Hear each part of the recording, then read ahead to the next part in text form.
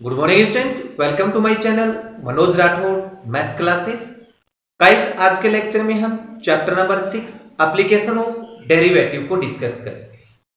यानी कि इस चैप्टर में हम डिफरेंशिएशन का कैसे यूज किया जाता है वो स्टडी करेंगे। तो सबसे पहले हम बात करते हैं कि इस चैप्टर में हम क्या क्या पढ़ने वाले हैं, दैट मीन्स इसकी समरी देखते हैं। तो सबसे पहले हम स्टडी करेंगे बच्चों rate of change of quantity, rate of change of quantities. ठीक है। सेकंड हम बात करेंगे increasing and decreasing function, increasing and decreasing function.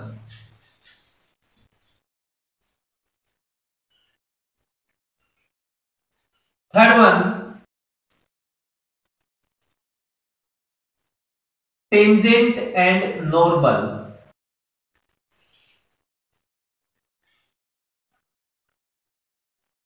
Fourth approximation.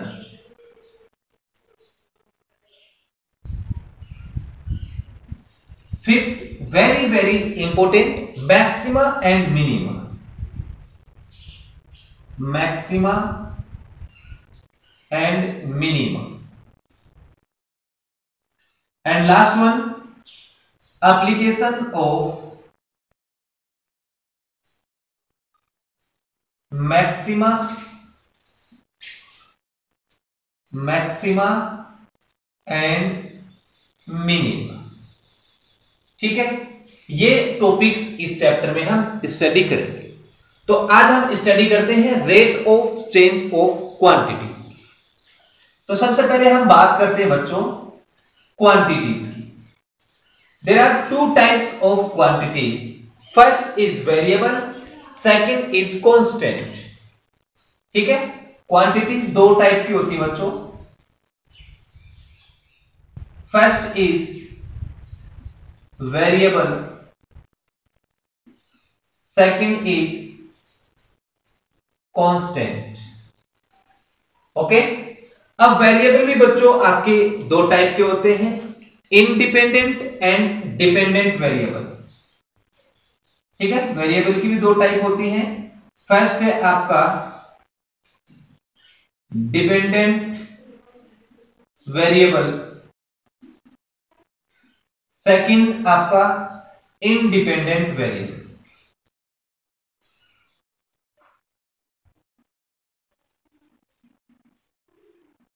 ठीक है। सिमिलरली कांस्टेंट भी बच्चों दो टाइप के होते हैं, एक तो आपका होता है arbitrary constant, arbitrary constant, second is absolute constant. ठीक है। तो बच्चों अब हम बात करते हैं डिपेंडेंट और इंडिपेंडेंट वेरिएबल की। मान लो कि मेरे पास कोई फंक्शन है y is equal to x। ठीक है, जैसे मैं x की वैल्यू 0 पुट करता हूं तो मेरे को y की वैल्यू 0 मिलती है। अगर मैं x की वैल्यू 1 पुट करता हूं तो y की वैल्यू 1 मिलती है। अगर x is equal to 2 put करूंगा तो y भी मेरे को क्या मिल रहा है, 2 मिल रहा है। तो दैट मींस इसको ऑब्जर्व करने से हमें एक चीज का पता लगता है कि जैसे जैसे मैं x की वैल्यू चेंज करता रहता हूं वैसे वैसे y भी इसके करस्पॉन्डिंग चेंज होता है। तो इसका मतलब जो y है वो x पे डिपेंड है, y है वो x पे क्या है, डिपेंड है। तो दैट मींस ये जो आपका y है वो आपका होगा डिपेंडेंट वेरिएबल, और x है वो आपका होगा इंडिपेंडेंट वेरिएबल। क्लियर? ये हो गया आपका डिपेंडेंट और इंडिपेंडेंट वेरिएबल। अब बात करते हैं आर्बिट्री कांस्टेंट की। तो बच्चों हमने स्ट्रेट लाइन में लाइन की इक्वेशन देखी थी स्लोप फॉर्म में, y is equal to mx plus c, where m और c आर्बिट्री कांस्टेंट। यानी कि ये अपनी इच्छा से कोई भी वैल्यू ले सकते हैं, इसलिए इनको हम बोल सकते हैं आर्बिट्री कांस्टेंट। ठीक है। एब्सोल्यूट का मतलब बच्चों हो गया जैसे 2 3 4 etc जो भी न्यूमेरिकल वैल्यू, तो इनको हम बोलेंगे एब्सोल्यूट कांस्टेंट। ठीक है, अब आते हैं बच्चों टॉपिक पर, इसको आप नोट करें। अब हम बात करते हैं rate of change of quantity. अब rate of change of quantity का मीनिंग क्या हो गया? कोई भी क्वांटिटी किस रेट से चेंज होती है उसका हम rate of change of quantity बोलते हैं। एग्जांपल के लिए मान लो कि मेरे पास एक सर्कल है, ठीक है, ये मेरे पास एक सर्कल है जिसकी रेडियस क्या है? R, small r. जैसे जैसे इसकी रेडियस को हम इंक्रीज करेंगे वैसे वैसे इसका एरिया क्या होगा? इंक्रीज होगा। ठीक है, मान लो कि इसका एरिया क्या है? A = pi r square. Radius increase होगी तो इसका एरिया भी इंक्रीज होगा, और रेडियस अगर डिक्रीज होगी तो इसका एरिया भी क्या होगा? डिक्रीज होगा। तो मान लो बच्चों कि इसका जो एरिया है उसको मैं आर के रिस्पेक्ट में डिफरेंशिएट करता हूं। ठीक है, इसके एरिया को किसके रिस्पेक्ट में डिफरेंशिएट करता हूं? आर के रिस्पेक्ट में। तो ये आपका बन जाएगा dA/dr। ठीक है, अब इसको हम कैसे रीड करेंगे dA/dr को?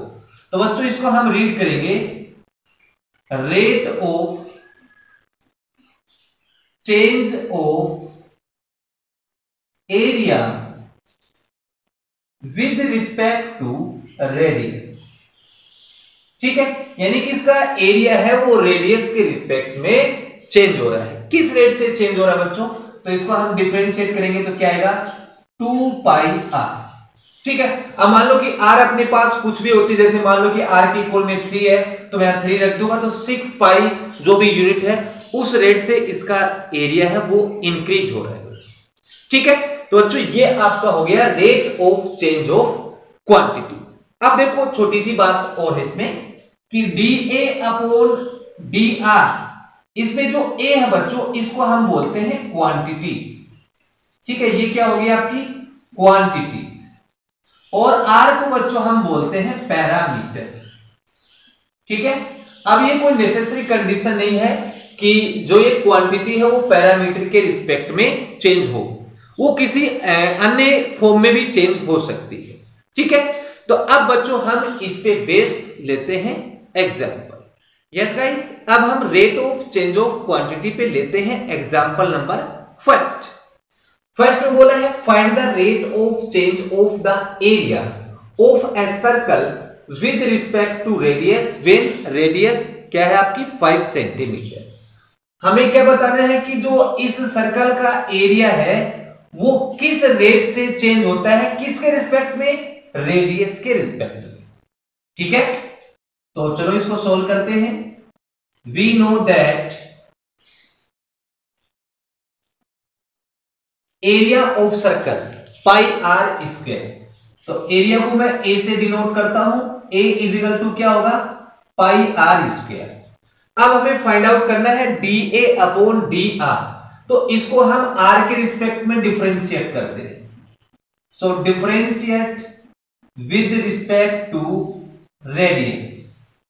ठीक है, या फिर r बोल सकते हैं, तो यह आ जाएगा dA/dr = पाई कांस्टेंट है, r स्क्वायर का डेरिवेटिव r के रिस्पेक्ट में, तो ये बनेगा 2 पाई r। अब हमें क्वेश्चन में क्या बोला है? व्हेन r = 5 सेंटीमीटर, तो dA/dr एट r = 5 सेंटी, तो इसमें हम सब्स्टिट्यूट कर देंगे 2 पाई × 5, तो हमारे पास आ जाएगा 10 पाई। अब एरिया है तो 10 पाई सेंटीमीटर स्क्वायर पर सेकेंड। ओके, इस रेट से इसका एरिया क्या होगा? चेंज होगा। तो बच्चों ये हमारा एग्जांपल नंबर फर्स्ट कंप्लीट हुआ। अब हम नेक्स्ट एग्जांपल लेते हैं। यस गाइस, अब हम सेकंड एग्जांपल को समझते हैं। सेकंड एग्जांपल में बोला है the volume of cube is increasing at a rate of 9 centimetre cube पर सेकेंड। एक क्यूब का जो वॉल्यूम है वो 9 सेंटीमीटर क्यूब पर सेकेंड की रेट से इंक्रीज होता है। How fast is the surface area increasing, यानी कि इसका जो सरफेस एरिया है वो किस रेट से चेंज हो रहा है? व्हेन जब the length of an edge is 10 centimetre, जबकि इसका जो एज है वो क्या है 10 सेंटीमीटर है। तो हमें क्वेश्चन में क्या क्या गिवन है वो देख लेते हैं। dv अपॉन dt ये हमें गिवन है 9 सेंटीमीटर क्यूब पर सेकेंड। अब we know that volume of cube क्या होता है साइड क्यूब, साइड को मैं x मान लेता हूं तो x क्यूब हो जाएगा। अब बच्चों v को t के रिस्पेक्ट में डिफरेंशिएट करते हैं, differentiate with respect to t। Okay, तो v का बनेगा dv upon dt is equal to x cube का 3x स्क्वायर, t के रिस्पेक्ट में क्या है तो x का बनेगा dx बाई dt। अब dv अपॉन dt कितना है 9, तो 3x square dx upon dt is equal to आ जाएगा 9। अब 9 से ये कट गया 3 टाइम, तो dx अपॉन dt के इक्वल में 3 और x इसके डिवाइड में आ जाएगा। ठीक है, dx अपॉन dt का मतलब हो गया कि उसका जो एज है वो इस रेट से चेंज हो रहा है, लेकिन हमें फाइंड आउट क्या करना था, इसका सरफेस एरिया किस रेट से इंक्रीज होगा। ठीक है, नाउ सरफेस एरिया को मैं एच से रिप्रेजेंट करता हूं और क्यूब का जो सरफेस एरिया होता है बच्चों आपको पता है वो होता है 6 इंटू साइड स्क्वायर। ठीक है, साइड को हमने x कंसीडर किया है। अब मैं इसको t के रिस्पेक्ट में डिफरेंशिएट करता हूं, differentiate with respect to t, तो s का बनेगा ds अपॉन dt और 6x स्क्वायर का बनेगा 2x into dx upon dt। अब dx अपॉन dt की वैल्यू पुट करेंगे तो ds upon dt is equal to 6 into 2 12 हो गया, 12x और dx अपॉन dt की वैल्यू क्या है 3 अपॉन x स्क्वायर, स्क्वायर से x कैंसिल हो गया, हमारे पास आ गया ds upon dt is equal to 12 3 36 upon x। अब x क्या है एज है, तो एज हमें दे रखा है 10 सेंटीमीटर, तो ds upon dt at x is equal to 10 centimetre, ये वैल्यू इसमें पुट कर दो तो 36 upon 10 is equal to 3.6। Area है सरफेस एरिया है तो 3.6 सेंटीमीटर स्क्वायर पर सेकंड की रेट से इसका जो सरफेस एरिया है वो इंक्रीज होगा। तो बच्चों ये हमारा example number second complete. Yes guys, third example को समझते हैं। थर्ड एग्जांपल में बोला है a stone is dropped into A quite lake and waves move in circles eight A speed of 4 centimetre. आपको क्या बोला है कि एक शांत लेक में हमने एक पत्थर डाला है और पत्थर डालने के बाद जो लेक है उसमें जो वेव्स हैं वो एक सर्कल की फॉर्म में, यानी कि इस तरीके से वो वेव्स हैं वो ऐसे आपकी गति करना शुरू कर देती है। ठीक है, इस तरीके से। तो इसका मतलब बच्चों ये जो इसकी वेव्स हैं वो सर्कुलर फॉर्म में चल रही है, तो आपको यहां से क्लियर दिख रहा है कि इसकी जो रेडियस है वो क्या हो रही है इंक्रीज हो रही है। ठीक है, और किस रेट से 4 सेंटीमीटर पर सेकंड की रेट से।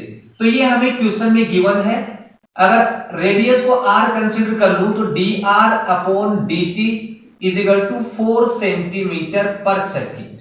ठीक है, अब आगे क्या बोला कि एट द इंस्टेंट, यानी कि उसी time where the radius of a circle waves is 10 centimetre, यानी कि आपको रेडियस दे रखी उसी time r is equal to 10 centimetre. फिर क्या बोला है देखो, how fast is the enclose area increasing, यानी कि उसका जो एरिया है, ठीक है, जैसे कि ये सर्कल आप किस तरीके से चल रहा है कि उसका जो एरिया है वो किस रेट से इंक्रीज होगा। ठीक है, वो हमें बताना है। दैट मींस मान लो कि इसका एरिया a कंसीडर करूं तो dA अपॉन dt हमें फाइंड आउट करना है। ठीक है, ये आपका क्वेश्चन हो गया। अब देखो बच्चों, आपको पता है कि सर्कल का जो एरिया है वो a is equal to pi r square होता है और हमें इसको t के रिस्पेक्ट में डिफरेंशिएट करना है। ठीक है, तो differentiate with respect to t, तो a का बनेगा dA अपॉन dt और पाई कांस्टेंट r स्क्वायर का बनेगा 2r और r का dr अपॉन dt। तो dA upon dt is equal to 2 pi r। dr upon dt कितना है 4, तो इनटू में मैं 4 लिख दूंगा। तो मेरे पास आ जाएगा बच्चों dA upon dt is equal to 4 into 2 8 pi r। अब r कितनी गिवन है 10 सेंटीमीटर, तो dA upon dt at r is equal to 10 centimetre is equal to 8 pi r की जगह रख दो 10, तो 10 8 जा 80 पाई एरिया है तो सेंटीमीटर स्क्वायर पर सेकंड की रेट से उसका एरिया है वो इंक्रीज होगा। तो बच्चों ये हमारा एग्जांपल नंबर 3 कंप्लीट। अब हम एग्जांपल नंबर 4 को लेते हैं। 4 में बोला है the length x of a rectangle is decreasing at the rate of 3 centimetre पर minute and the width y is increasing at the rate of 2 centimetre पर मिनट। यानी कि आपको क्या बोला है कि एक रेक्टेंगल की जो लेंथ है वो इस रेट से डिक्रीज हो रही है और इस रेट से इंक्रीज हो रही है। When x is equal to 10 centimeter and y is equal to 6 centimeter. Find the rates of change of perimeter and area. ठीक है, तो देखो क्वेश्चन में क्या गिवन है आपको गिवन है कि उसकी लेंथ है रेक्टेंगल की वो डिक्रीज हो रही है। That means dx upon dt, क्योंकि लेंथ को इसने x दे रखा है, तो डिक्रीज का मतलब क्या हुआ माइनस 3 सेंटीमीटर पर मिनट। ये क्वेश्चन में गिवन है और इसकी विड्थ है dy अपॉन dt, वो इंक्रीज हो रही है 2 सेंटीमीटर पर मिनट से। अब हमें फाइंड आउट करना है कि इसका पेरीमीटर है वो किस रेट से चेंज होता है। तो वी नो दैट पेरीमीटर क्या होता है रेक्टेंगल का 2 time x plus y, that is 2 time l plus b। अब मैं इसको t के रिस्पेक्ट में डिफरेंशिएट करता हूं, differentiate with respect to t, तो ये बनेगा dp upon dt is equal to 2 time x का dx अपॉन dt, y का dy अपॉन dt। अब इनकी वैल्यू पुट कर देंगे तो dp upon dt is equal to 2 time dx upon dt minus 3 और dy अपॉन dt 2, तो हमारे पास बच जाएगा dp upon dt is equal to 2 और इनटू में -1 दैट इज -2 सेंटीमीटर पर मिनट। यानी इसका पेरीमीटर है वो 2 सेंटीमीटर पर मिनट की रेट से डिक्रीज होता है। अब एरिया पे चलते हैं। एरिया को मैं a से डिनोट करता हूं और रेक्टेंगल का एरिया क्या होता है l into b, l x है और b का मतलब विड्थ इसकी y है। अब इसको t के रिस्पेक्ट में डिफरेंशिएट कर दो, dA upon dt u into v method से ये constant dy upon dt plus y constant x का dx अपॉन dt। अब इनकी वैल्यू सब्स्टिट्यूट करेंगे तो dA upon dt is equal to x कितना है 10 centimetre, dy upon dt 2 plus y कितना है 6 centimetre, dx upon dt minus का 3।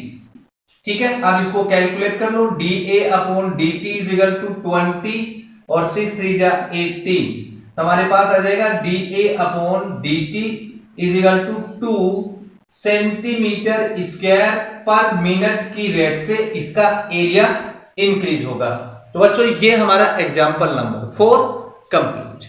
डियर स्टूडेंट, अगर आपको मेरी वीडियो अच्छी लगती है तो प्लीज चैनल को लाइक एंड सब्सक्राइब जरूर करें। Thank you for watching.